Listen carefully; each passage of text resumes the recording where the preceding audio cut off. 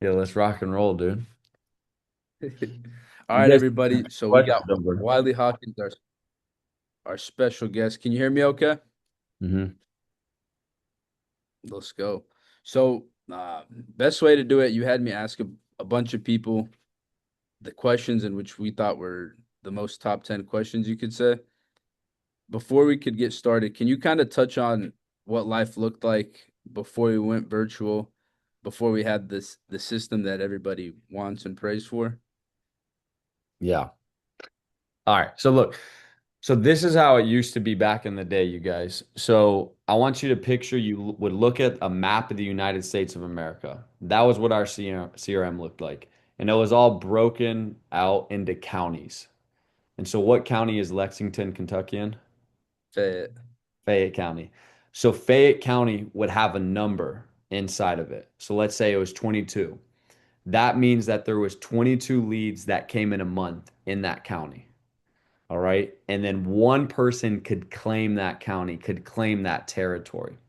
So that means if Mahmoud claimed it, he'd have 22 leads roughly come in a month. They could be final expense, they could be mortgage protection. Each lead was around like 50 to $85 a pop.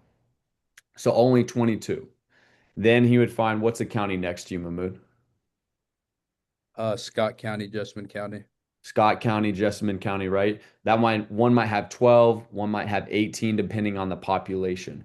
But what we had to do was lock out these counties and pay close to $75 on average per lead. And then we would begin driving out to their homes, sitting down with these families, helping them out. But when we started bringing agents on, like if we brought on Amar doesn't have the money to travel, to drop like he can't go anywhere. We'd have to have him locally. But since we own those counties, that means the manager gets pushed out of the county and we got to find new turf. So then Mahmoud would go down to Hawaii, he would go down to Ohio, he would go down to all over the place. And we were flying all across the country doing land grabs, is what we used to call it. We'd take these counties, we'd lock out five of them, we'd go and sell like crazy. Then we'd bring a new top rep with us. We'd teach them how to do it, and then we'd hand off that county to them. But I want you guys to picture this. 10 leads was close to 750 bucks. Dude, if we didn't sell one, two or three, like we were cooked. We had to go 5 for 10, 6 for 10. Sometimes these leads didn't have phone numbers on it, email. And I want you guys to have a little bit of perspective because now we can have hundreds and hundreds and hundreds and hundreds of leads come in at snap of a finger, which is amazing. But that's why you guys are seeing this is it took me 3.5 years for me to make my first $1 million. It took Mahmood 2.5. Ronnie Salem 18 months. We have 15 people that have made $1 million this year. And a lot of them are in their first like 16 months, but it's just because of the system that we have. And so the question for you guys is who is going to be the next person that really takes advantage of what has been built? You want Fire, to bro. rip through these questions? Yeah. You want me to ask him or do you just kind of want to rip him? Yeah, I'll go through it. So, all right, guys. The first question was, what are the best practices and advice to help new agents get started in their first months? What trainings do you have them go through? What schedule do you ask them to stick to? What do you have while they get contracted? So, this is actually a hiring question. So, I want you guys to picture this. And I'll use you as an example, Mahmood. If I presented you a briefcase full of money, you open it up and it's $1 million of cash. You know, you touch it, you feel it, you know it's real. I'm like, hey, my brother, this is gonna be yours, but I need you to wake up at 5 a.m. You can't have nicotine. You have to work out a day. You have to read 10 pages of a self-development book, and you have to do one more thing. Would you do it? Under 10%. 110%, easiest $1 million you'd make. And I'm like, cool, I'll give that to you in 30 days. Why is that? Because the reward, the $1 million, no obstacle matters. But Mahmoud believes, feels that he knows that I'm going to give it to him. So when you guys hire people, it all starts with raising somebody's belief. Because if I told you, Tanner, that you're going to make $1 million without a shadow of a doubt, it's guaranteed, it's locked in that this year in 2026, you will make $1 million. You'll be able to retire your mother, you'll be able to retire your father, take care of brothers and sisters, family, drive the car you want, live where you want, have the girl you want, all that stuff. But you need to show up 12 hours a day. You need to post once a day. You need to do this, this, this, this, this. But it's guaranteed. Would you do it? I imagine so. The thing is, guys, we don't let people understand that this is how great the opportunity is. The obstacles of them getting onboarded, doing their licensing, buying the first batch of leads, that doesn't matter. The result's going to come. And so we've always done, 1 to 3, I would say 2 to 3 different interviews with people. But in the beginning, before you can actually get people to the trainings, get them to set the right expectations, the right standards, you need to have a really strong start with how you interview people. And so, what I like to do is when I first talk to somebody, I'll talk to them, I share my story, what it's done for me, how much I make. Then I'll connect them to a guy like Mahmoud. So that's the first call, is me and them. Then the second call is we call it third party validation. You have to validate this through other people because stories sell. So they hear my story, now they've heard Mahmoud's. And then the final call is me figuring out what is their goals, how quickly do they want to get there, what are they willing to sacrifice, and then sending them the hiring, or excuse me, sending them the course. Now, in between those two steps, guys, I always like sending videos out. I always like seeing, can people perform a task that I put in front of them? Because you need people that are going to follow through on what you ask them to do. And you might as well start figuring that out right when you hire them. Because if I ask, let's see who's on here. If I ask Gavin or Serenity or Max, I'm like, hey, bro, go check out one of my YouTube videos and then come back to me. I need 3 questions, 2 things you liked. And then before we hop on the next call with Mahmood, could you do that? They're like, yeah, sweet. Now, if Max hops on and he's like, I got 3 questions, here's the 2 things I liked, boom. Then I know that I can count on Max. I'm starting to build trust with him. So for everyone that's hiring, it starts there. And then the trainings and everything is super simple. The question is, what trainings do you get them to? Dude, all the trainings. But you gotta, the biggest thing is not, hey, you need to get to the training. The biggest thing is this training has a Hall of Fame producer, Shane, on it, who's one of the best inside of the Lexington office, the best in our whole entire agency. You're gonna learn so much from him. I cannot even explain it. I'm super excited for you to be there. I'll see you in there. You send a text out like that to a new rep, they will be on the call. But if I go, hey, Travis, hey, Yasir, hey, Serenity, I need you on this call because you have to be there, and you have that type of attitude, they're not going to be there. They might be, maybe not. But you have to figure out what is in, like everyone's asking, what is in it for me? Why is this important to me? So that's really the motive of when you're speaking with anybody. Everyone's always thinking like, why should I be on this call? If Mahmood just told you to get on the call, you might get on, you might not. But if you're like, hey, I know I'm going to get some information out of this guy, then you're going to stick around and listen. So that's solid. You want to hit me with the next one? Yeah. So that was a great question. Another one, a lot of people they do deal with different types of adversities, no matter what it is. What adversities did you encounter, throughout the 5, 6 years in business? And how did you overcome them? And how does that shape you today into running your business? Because Wylie today is completely different than Wylie 4 years ago. Yeah, for sure. You know, uh, I feel like adversity is the best teacher that you can ever face because you're going to have a test, you're always going to have an obstacle, you're always going to have a battle. But depending on how you respond, that is just God trying to shape you. Because if Mahmoud backed down from the challenge of entrepreneurship, he would not carry himself this outside of the money. Yeah, of course he wouldn't have the money. He wouldn't walk the same way. He wouldn't carry himself the same way. He wouldn't act the same way because He's sat in a lot of uncomfortable situations. He's presented in front of big rooms. He's had financial challenges. He's had to deal with a lot of people's shit that he shouldn't have to deal with. But now he knows how to handle that.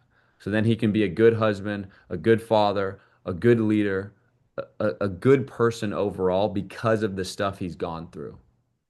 So it says, account it all joy when you face trials of many kinds, because the testing of your faith produces perseverance. So what's happening is when you guys face trials in this business, it's building an armor on you of perseverance.